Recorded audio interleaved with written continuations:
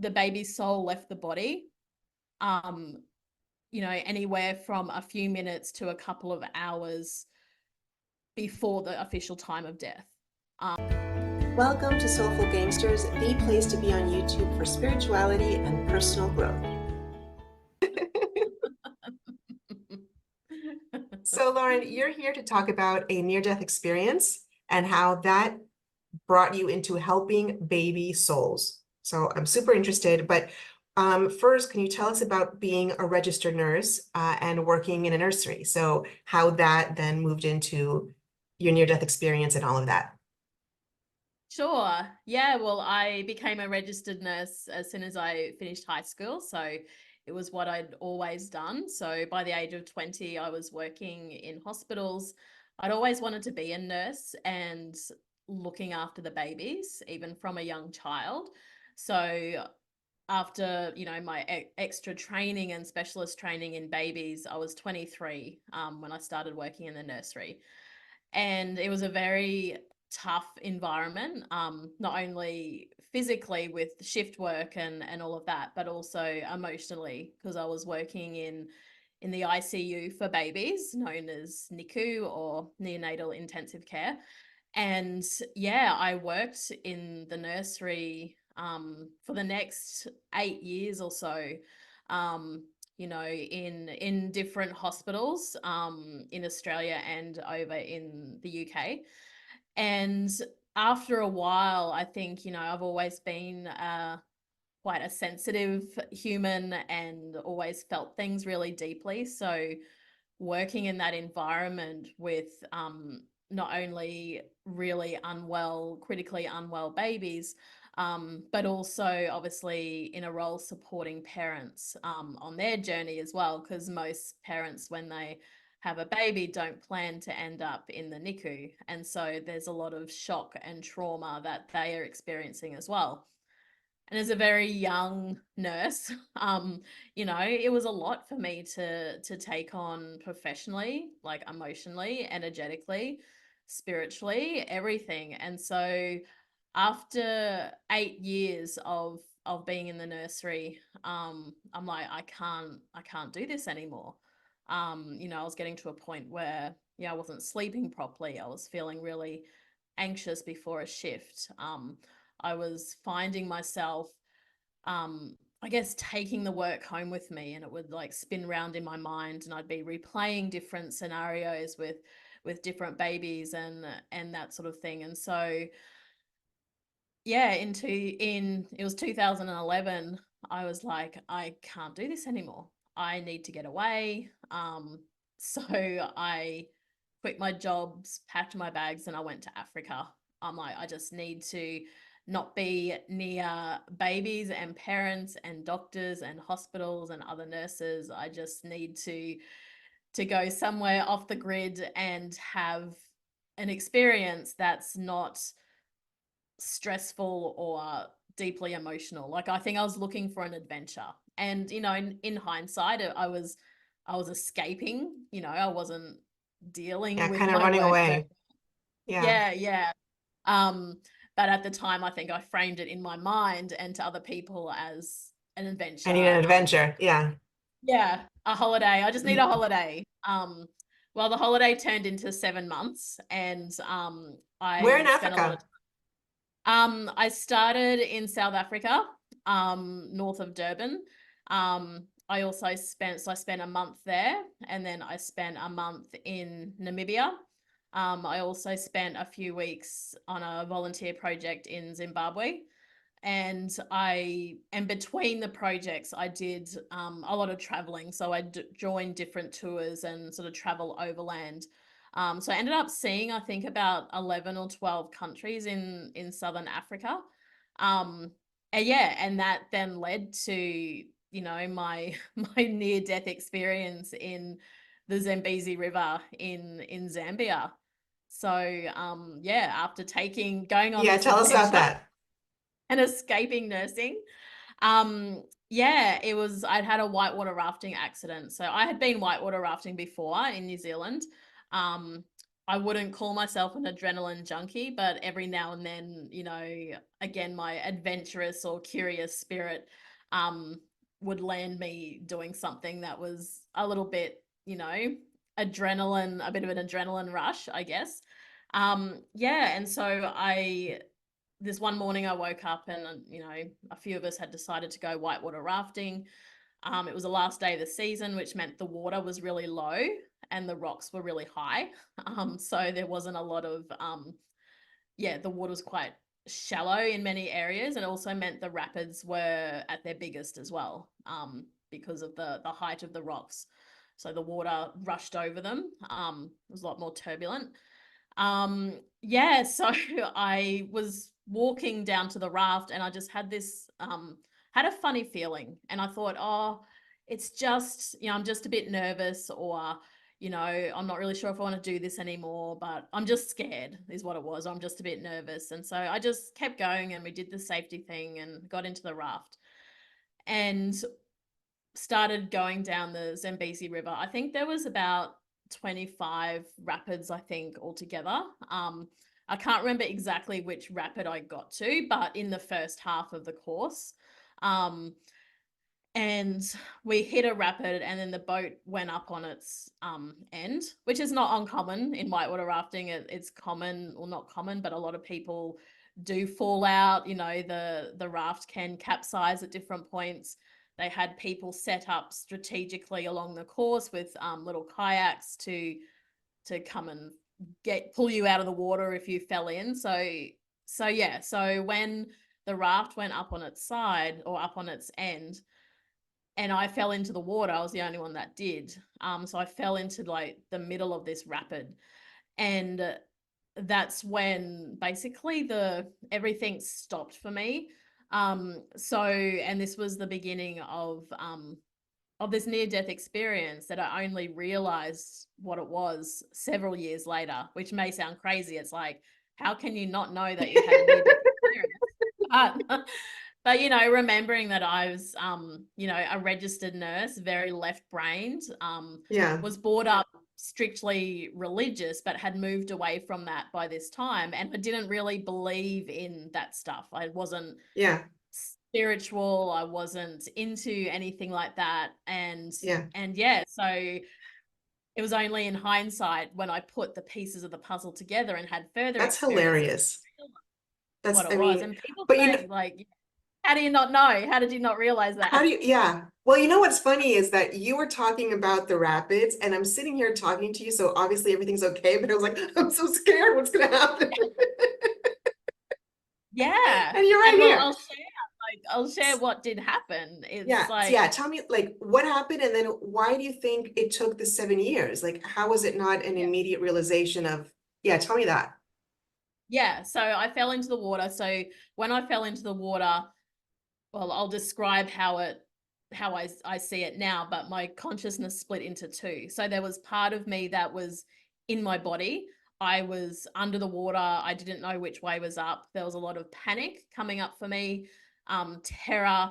Oh my God, I'm going to die. I can't breathe. I was trying to remember the safety instructions about what you do if you fall in and you're supposed to do something with your legs and all of that. And I couldn't remember any of that.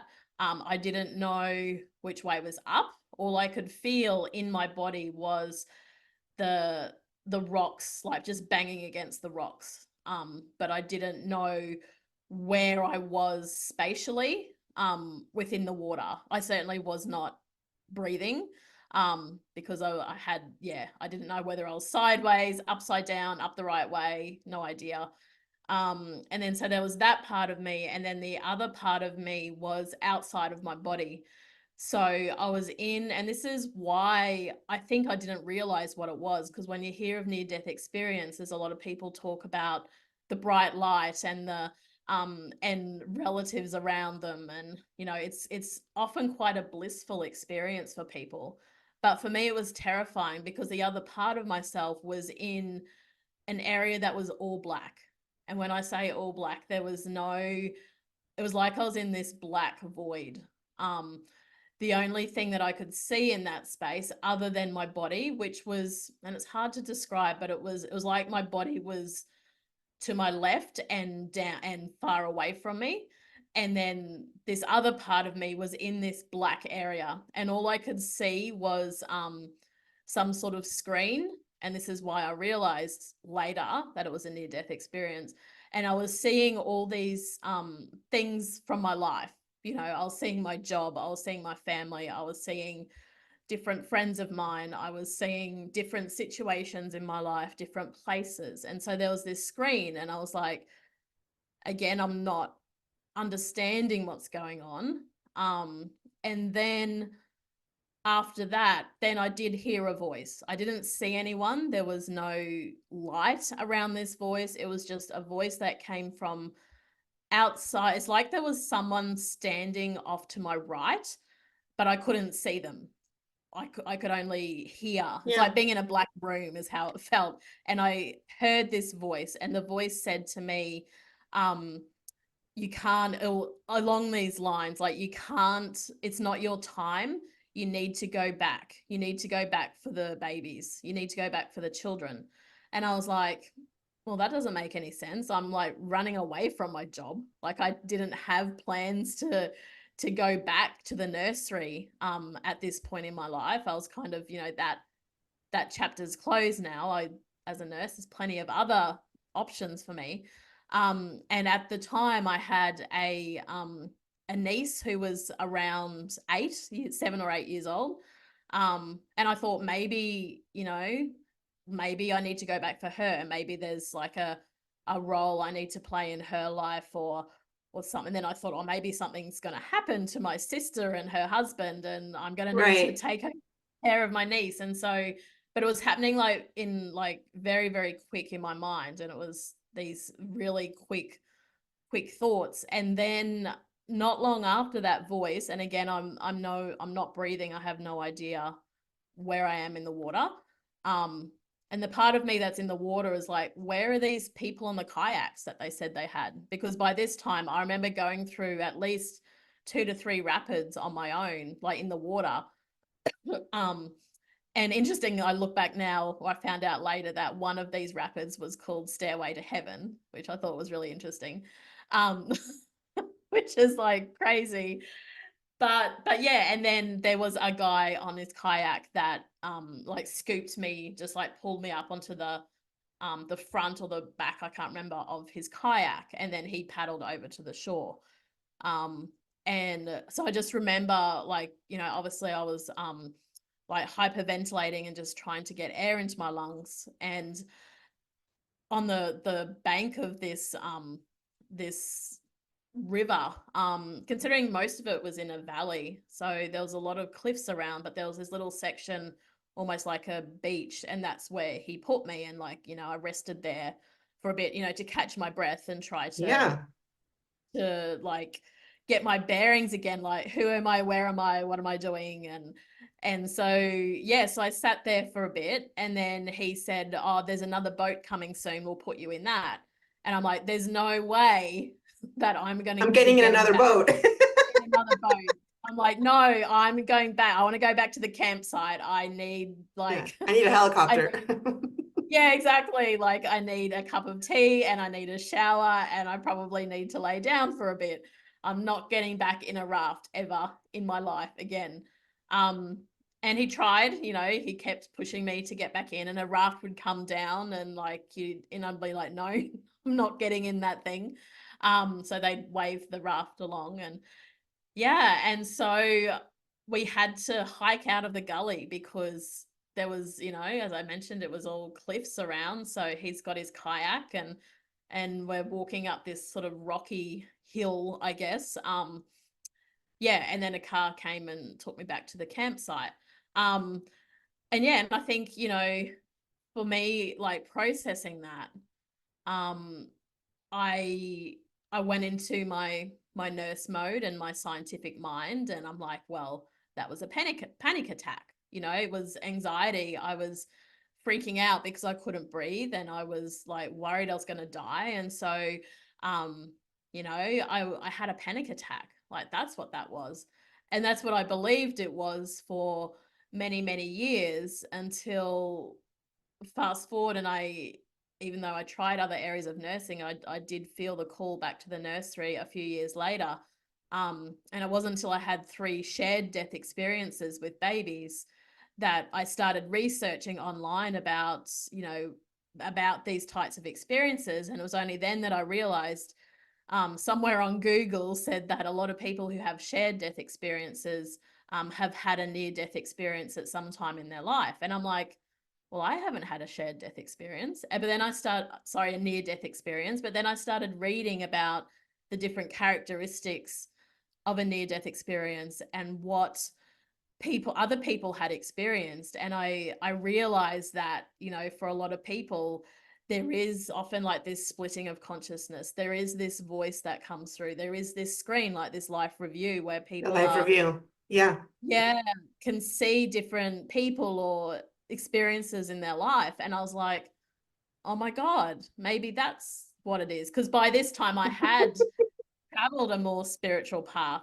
That time in Africa, I came back and I started studying yoga and meditation and Buddhism and energy healing and all of these sorts of things, not realizing at the time that Yeah. was triggered, I guess, by that time for me in Africa. So Wow. yeah. Yeah, so I started back in the NICU, and this was in 2016.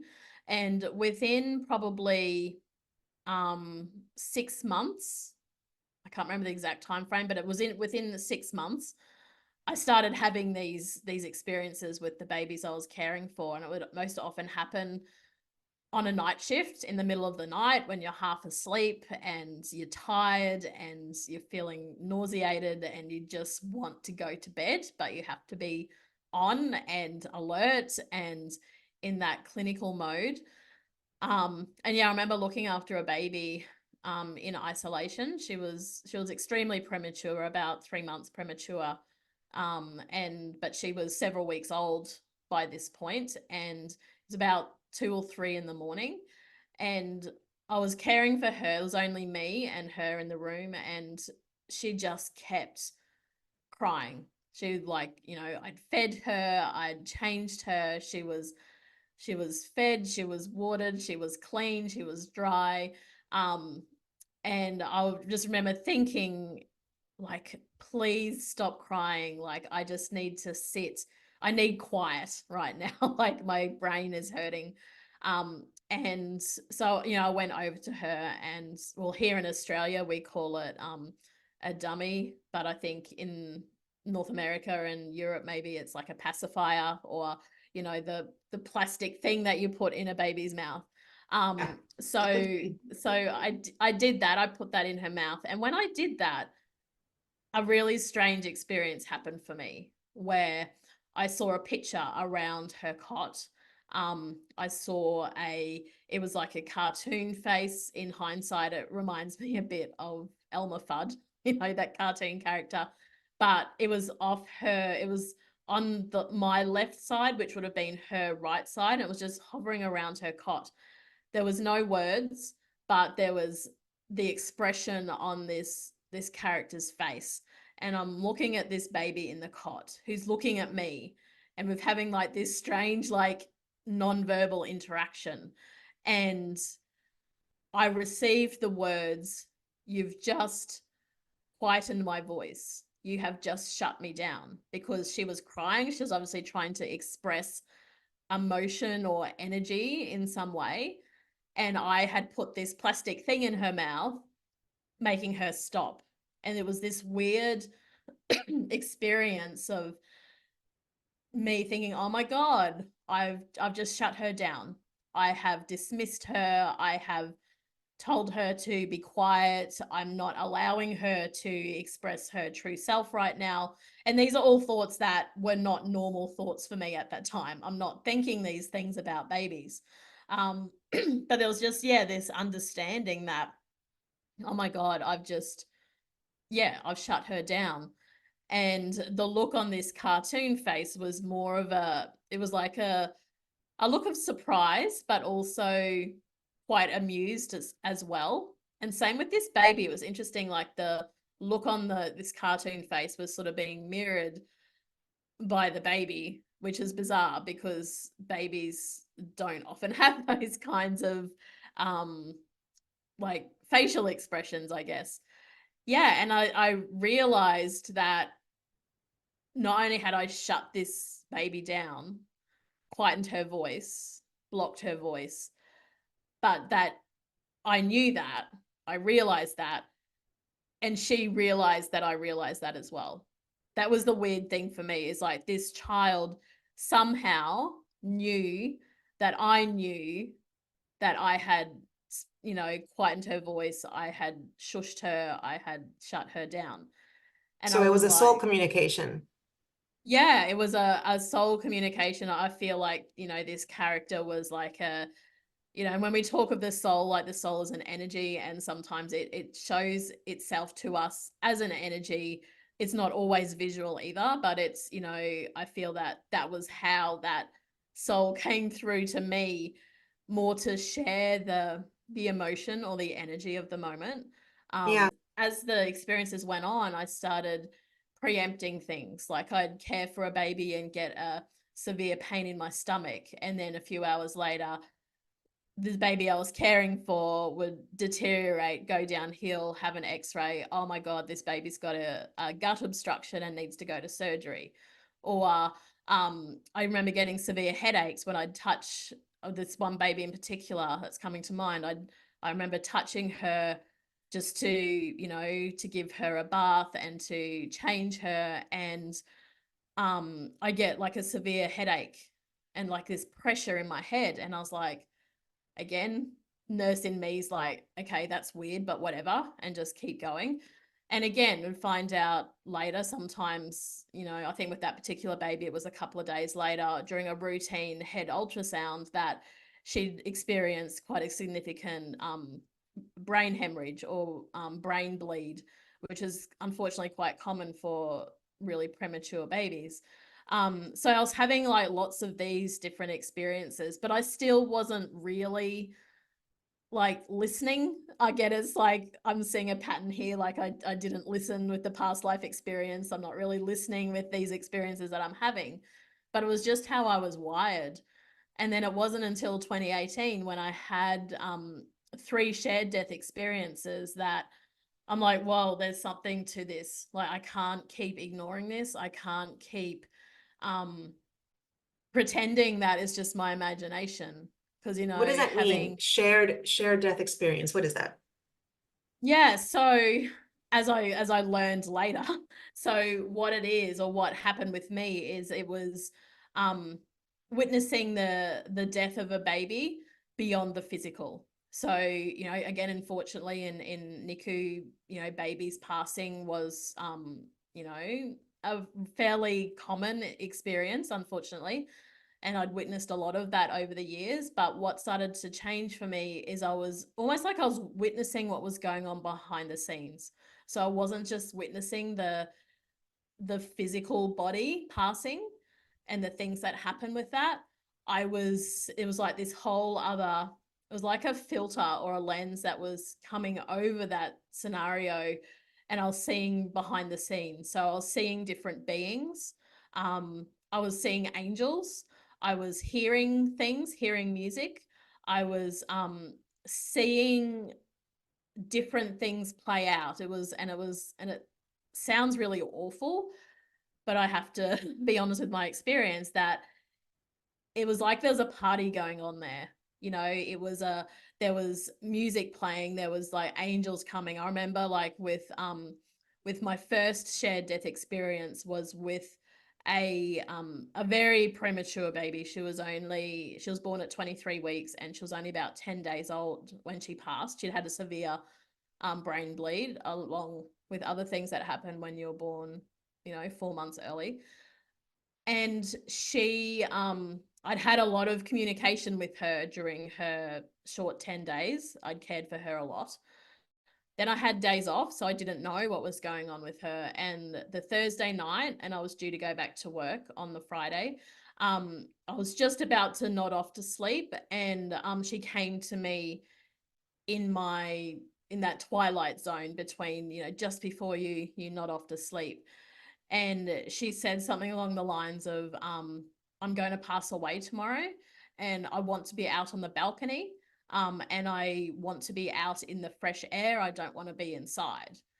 And I was like, well, how can I, like, what can I do with this information? I can't rock up to work in the morning and say to the medical and the nursing team, hey, this baby wants to pass away out on the balcony. And we did have a balcony in the, off one of the ends of the nursery. So didn't often take babies out there. It was more of like a parents like reprieve type area where they could get out and get some fresh air. Yeah, so I couldn't say any of that. I couldn't share any of the information. And I thought, well, okay, this day is going to be a really interesting day. So I Yeah. rock up to work and find out that they were going to, stop active care or withdraw care, which is, the medical term for no longer trying to actively sustain life. So it means removing different equipment, removing different tubes, and removing the breathing tube eventually, and allowing this baby to pass away. We use a lot of medications to support that, so there's no suffering, but it's not a pleasant experience for the team caring for this baby, obviously for the parent. And we try our best to support this baby. This baby had gone on to have Yeah. several brain bleeds when I was on my days off. All her organs had started to shut down. She was very she wasn't responsive when you touched her. It's like she was she was essentially unconscious, and it was just the machines that were keeping her alive. All her bloods were really just getting worse and worse, and incompatible with life, and nothing was working to try to restore balance for her.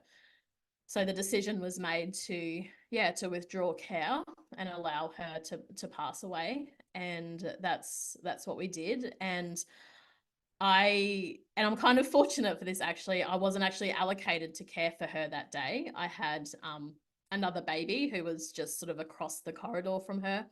So I was sort of like tuning into what was going on there while still very focused on my own critically unwell baby that I was caring for.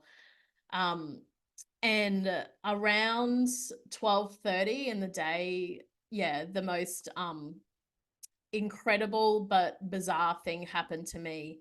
I was caring for my baby, and it's like the room started to fade around me, and this another it's like another scene started to come into my awareness. So I could still see the room I was in, but it was like it was a little bit like faded. And what I was seeing is this whole swarm of angels. There were hundreds of them, not just one or two, but like hundreds of these angels. And there was music playing.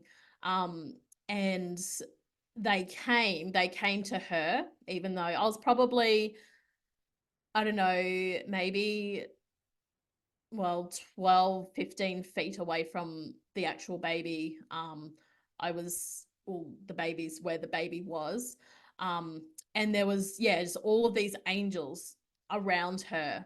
And so I turned around and I saw, and it was the most beautiful sight. I saw the mum on a recliner with the baby on the chest. And I was like, and so I walked over and I said, what's going on? And they said, mum wants to be out on the balcony. And I was like, oh, I remember thinking, I'm so glad that someone else got that message, hopefully the mother, because it was something that I hadn't shared. I couldn't say that in my role. And so so I saw them go out to the balcony, which was really beautiful, and just like it filled my heart, because I'm like, oh, I feel like this baby is getting what she wants. She'll finally get to Yeah. see and experience the outside world. So I got back into my work and kept going, and then it was a little bit later, maybe the timeline's a bit hazy for me now, but it was maybe about an hour later. I had another experience where, again, I was busy doing my work and, you know, stuck in my clinical zone, and the same thing happened again. And I had the same thing happened. The room I was in faded, like all of these angels came, like the music came, but it was a lot longer and it lasted a lot longer. And I saw this baby, and again, it's hard to, sometimes when you have a spiritual experience, it's hard to put it into human language because we don't sort of have the right words for a lot of this stuff. But yeah, I saw her energy or her soul leaving her physical body, and it's like the angels came to collect her. It's like they swooped in, like picked her up as they were going, and then they kept going. Oh my God. um and it Wow. was so powerful, and I was like, oh my God, like, you know, maybe that like the feeling I got was, you know, that must be it. That must be her, yeah, when her heart stopped beating, or and then, so several hours later, and we're not really supposed to do this, but I did this a lot when I had these experiences. I would go back to the clinical notes and I would read what was happening. I'd always take a note of the time when I had these experiences, and then I would read the clinical notes later and see if I could piece together what was happening. So anyway, what had happened is at the moment that I had, um, again, just time wise, say it was around like 1:30 when I had this second lot of angels come through. Um, it was that time, or within 10 minutes of that time, that the doctors removed the breathing tube from that baby. And then it was another hour and a half. It was 3 p.m. from memory that the baby was officially, you know, it was the official time of death, was about an hour and a half after that.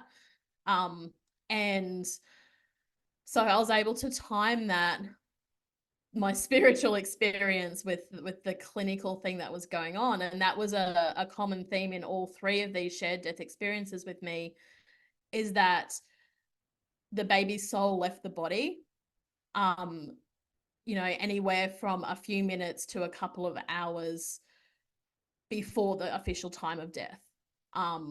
And so I learned that, you know, it was the soul, almost preserving itself, or being able to leave the physical body without having to go through the physical trauma of the physical death, if that makes sense. I'm not saying that happens in all cases because I've only experienced 3 in this way, but they've all been the same in that the soul leaves the body before the actual time of the death. Yeah, so that was like one experience. You know, there were 2 others, but that was one that was so profound for me, and it really lined up with the experiences that I was having, you know. And that, you know, the first sort of experience with the angels coming through was, you know, it was like it was almost like the beginning of the end. It was like taking the baby out to the balcony with mum. And then the second time, it was almost like the angels were preparing or supporting this baby and this mother, I feel, on that journey out to the balcony, which was only you know, probably, I don't know, it wasn't that far. It was just at the end of the corridor. Yeah. And then it was, yeah, then they came through to actually collect, and I felt like I was witnessing the angels collect the soul of this baby, as that soul left the earth. And it was, you know, and this is something I found really hard to understand. It was, well, these 3 experiences were 3 of the most, if not the most, spiritually joyful, peaceful, and exquisite experiences that I've had, which I found really hard because it's around death, right? And death for us humans is very like heavy and sad, and there's a lot of grief and you know, density and sadness and maybe regret, and there's a lot of heavy emotions like associated with death, and it had been my own experiences as well. But like these experiences, I'm like, you know, there was a sense for me, what it felt like is that, and I've come to believe this now, that, you know, when a baby comes to earth, it's a death from the spirit realm and a Mm-hmm. birth into the human world. And when a child or any soul, whether it's a baby or someone in their 90s, like, when we It's going leave back the home. earth, yeah, Yeah. we die from Yeah. earth, but we're birthed into the spirit realm again. And that's Yeah, what I was witnessing. you said that it sounds terrible, but it was kind of like a party. And I thought that doesn't sound terrible. Yeah, That actually sounds tremendously comforting and yeah, relieving when people have had this idea where we dress in black and we sob and it's obviously not that we're happy to see you go, but mm, if people can know more information from the other side and take away the fear of going back home, that's fantastic. It doesn't sound terrible to say that it was like a party. I think that's great mm, information to have. Yeah. yeah. And it Wow. certainly helped me. Like, I was then able to continue to work in the nursery for a few more years without having to run away to Africa, because suddenly I was starting to understand what was going on and why some babies ended up in the NICU. Why, because my biggest question when I went to Africa is, why do babies die? I just did not understand that concept, and how, if there was a God out there, like, because that's how I was brought up, like, how would he or someone in that role allow this to happen to these newborn babies? And, So you know, you were seeing death as a punishment, which so many people yeah, do. Yeah. yeah, especially with Dying is babies. God punishing you. Yeah. Yes, and if you lose a child, it's some sort of punishment, or yeah, and I just could not understand why a baby who had barely made it to Earth is now pulled away again. And those shared death experiences, as well as all the other spiritual experiences I've had and the communication that I had with babies, just helped me to understand their journey, or their soul's journey, through their eyes, from their perspective, rather than from mine and as a human on the earth, and allowed me Sure. to see a much bigger picture that we just don't see, because we just see our journey, or our picture, or the expectations that society puts on babies, parents, like, that whole journey. So being able to see the other side of it, yeah, I no longer needed to run away from the NICU. Like, I Yeah. I haven't been back to Africa since. So, I've now left the hospital, because I got to a point where I'm like, I can't not share this anymore. I can't. I felt like I was gagging myself. Like, I was in the hospital, I was having all these experiences, but I couldn't share the information with those who needed to hear it the most, which was their parents. Because in that Yeah. role, it wasn't in my scope of practice. It wasn't in a code of conduct. Like, I couldn't do that. So I Right. left that. And they're the ones that probably need the information the most because they're the ones that stay here with the pain. The baby's safe. Absolutely. They came to do what they Absolutely. needed to do, and the ones that stay are the ones that could most benefit from your information. So Lauren, before we go, tell us, what are the services that you do now? Where can people find Yeah, you and so what is it that you do? my business is called Born Energy. I'm no longer practicing as an RN. I'm still registered, but I haven't practiced for a couple of years now. And so now I support women at any stage of their motherhood journey, from preconception, throughout pregnancy, and then postpartum, in early childhood, and helping, or connecting with their baby soul to bring through their baby's wisdom at any stage of the journey, because the soul continues to communicate, in my experience, throughout the whole timeline. So I do offer baby soul readings, for women who want to understand why or why not. They've got a lot of questions around their journey. We can tune into their baby soul and receive the perspectives and the information and the guidance too that they have to offer us here on earth. I also offer baby soul healings, which takes things a little bit more deeply, doing more remote, energetic healing work to help release, different energetic blockages, especially when it comes to conception. And I've also just started doing some group work as well, to help women to find more confidence and start to trust not only their own journey better, but also start to trust the messages and the signs that they're receiving. Because what I've learned when I share a lot of this wisdom, they're like, oh, I kind of already felt that or already knew that. So I'm like, you need to start trusting that. You don't need Yeah, to come to me. You just need to yeah, start trusting. So that's kind of where my work is pivoting a little at the moment, yeah. is going in, helping women to trust their journeys and trust the information that they're already receiving. Yeah, that's amazing because I don't know anyone else that does that. I've spoken to so many psychic mediums and channelers and healers, but specifically with baby souls and helping a mother during her pregnancy communicate, I've never heard of that. So that's amazing. Lauren, where can people find you? Are you on Instagram? Do you have a website? You said the name of it, but like, where can we find that? Sure. So yeah, so my business is Born Energy. I'm based here in Australia, but I do a mostly online or distant work these days.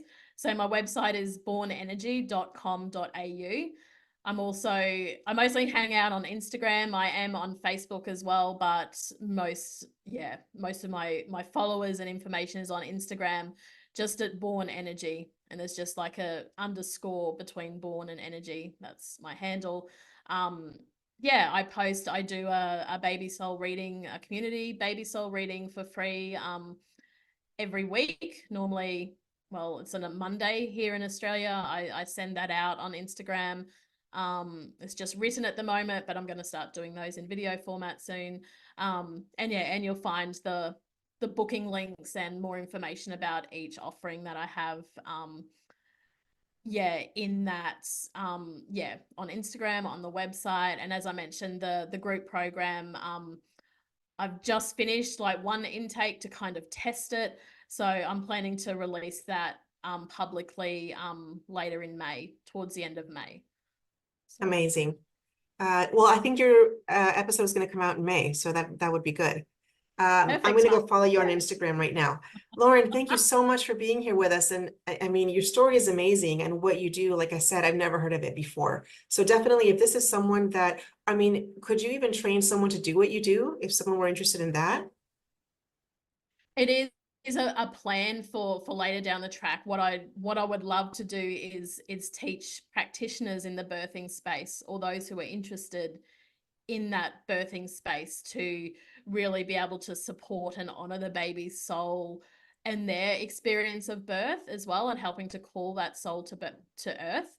So but all I do feel it's going to move into that too. I believe we're all intuitive, and I think the only reason I've sort of ended up in this role, well, obviously my soul wanted that for my journey at this time, but also I think it's just that I've cared for so many babies, so I've had so much access to their energy, that it sort of naturally happened. But I do believe that everyone has, is intuitive and can tap into that intuition and use that intuition as that bridge between worlds and different realms. So I believe everyone can do it. It's just more of a matter of like practicing it, like any skill we need to practice. And also, as I mentioned, learning to trust. So that's definitely Yeah, in the future in to the works. be That teaching. sounds amazing, Lauren. Thank you so much for being here and telling us all that you did.